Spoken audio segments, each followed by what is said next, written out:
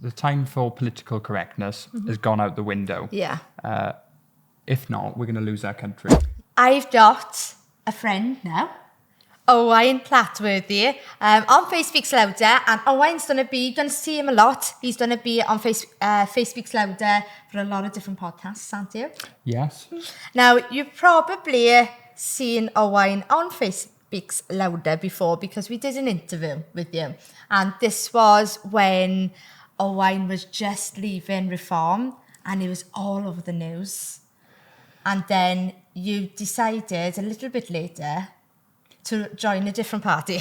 Yes. It's been it's the last few months have absolutely flown by. I know they have. I was saying to you earlier, I've lost nearly 1.5 stone since I've left Reform, Yeah. so I must be doing something right. No. Now, what party did you join? So I joined Restore Britain. When I left Reform, I'd become an independent, all a bit for 2 weeks. Yeah. But time. I realised that it's good to be under a covering. Yeah, that's true. Accountability, and looking at what was available and who was standing up for what I believe in and what I think my residents believe in was Restore Britain under Rupert Lowe. Now, I do feel like I'm probably partly to blame for you going to Restore. Well, I think for me, I went undercover to Restore Britain's first Bridgend branch meeting. Now, let me tell the story for you, right? Because you came on to do an interview and we had been invited to go to the first Restore Britain meeting. And so me and Matthew were going to go. And I said to Owain, I said, oh, you should come along. And so that's where you ended up going. To all my lovers, I say lovers, or my lefty lovers, blame Faith. No, it was my fault.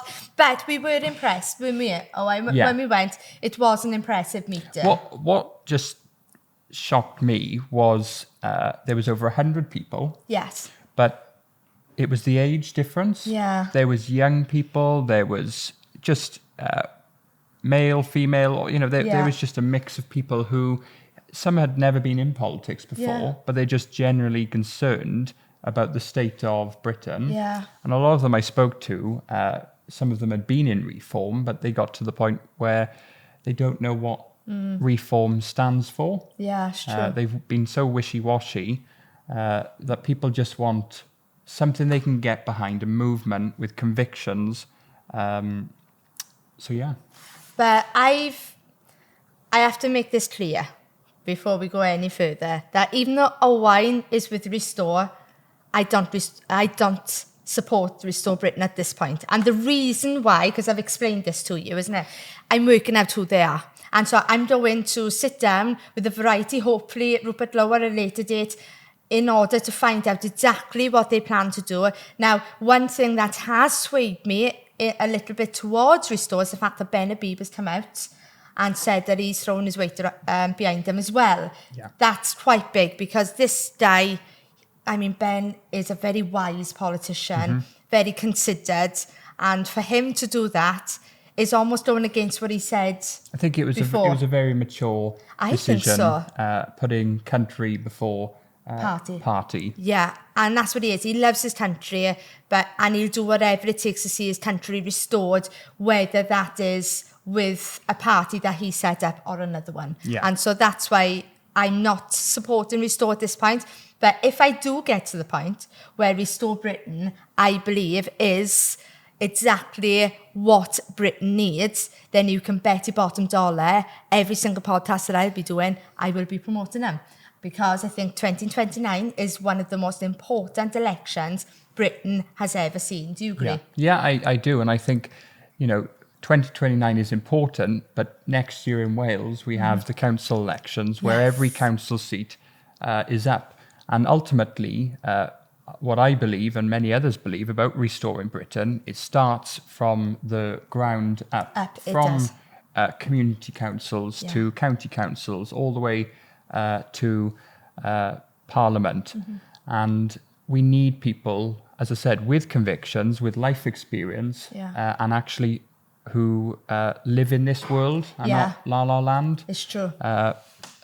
Well, people who are willing to answer questions for starters, and that's what we're getting from Rupert Lowe, is that when he's asked a really difficult question, whether it be on immigration or culture, anything, he will answer it. There's no beating around the bush, and I believe you're the same as well.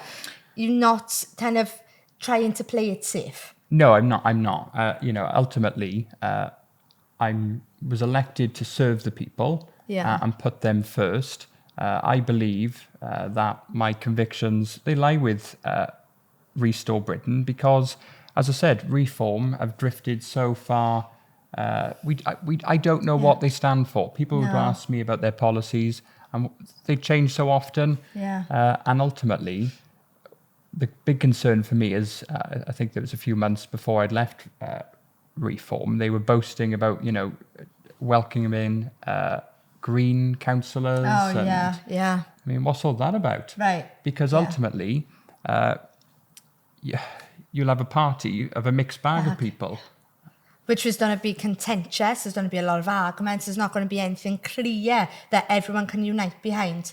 Whereas Restore Britain seems to be bringing on a lot of Christians. Yes. And I am so excited for the next 10 months, for some of the candidates we have who will be standing for us in Bridgend County Council elections. People who have run businesses, veterans, just real great people with common sense. Absolutely. Who are, some haven't been involved in politics before, but they're worried about immigration. Potholes is a big one that I don't think any council can sort of sort because there's a lack of funding ultimately. But it's value for money. I believe so. So, Matthew, do you have anything to say on Restore Britain? What do you feel about them? I think Reform have been compromised ultimately, and I think, as Owain said, that the message has been muddied and just very much diluted in the strength of what Reform once stood for. And Restore have come out and bringing a clarity again to I think that what the country needs, and that's vitally important. And I hope Rupert Lowe can lead the country forward. Ben Habib, as well. I think he's a man of integrity and honour. And so I'm hopeful. And I think if Ben Habib and Rupert do, really hone in with each other, the Bible says two is better than one. And so you've got Nigel on his own, really, but then you've got Ben and Rupert. I mean, it would be great if the three of them could do something. The great thing is, and having seen Rupert in person and seen how he interacts with people, he is a really humble guy. Right. He doesn't want to be, I think in Reform, Nigel Farage is like, he loves the limelight. It's almost like a cult with some people. He's like worshipped as a god. Right. Rupert isn't in it. The guy's a multi-millionaire. He's run Southampton Football Club chairman. He's not in it for the money. He donates his MP salary every month. It's charity, isn't it? I think it's like £4,000. He recently, just this month, donated to a local church, I think, in Great Yarmouth. So he isn't one to thrive off sort of limelight. He's worried about the country, right. And it's a team effort of hundreds of thousands, millions, if not. The silent majority are waking up, and they're fed up of. Am I allowed to? Is this PS? Go on, you could do it. I was going to say they're fed up of the bullshit that we hear from the establishment. It's time. The time for political correctness has gone out the window.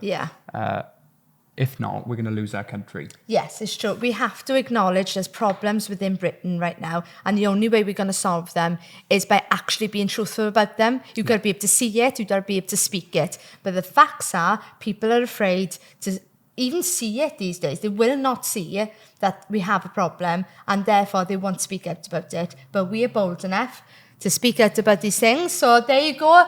Don't look to the left, don't look to the right, look at Britain. We're coming back. Restore Britain. Restore Britain. Da, da, da, da, da.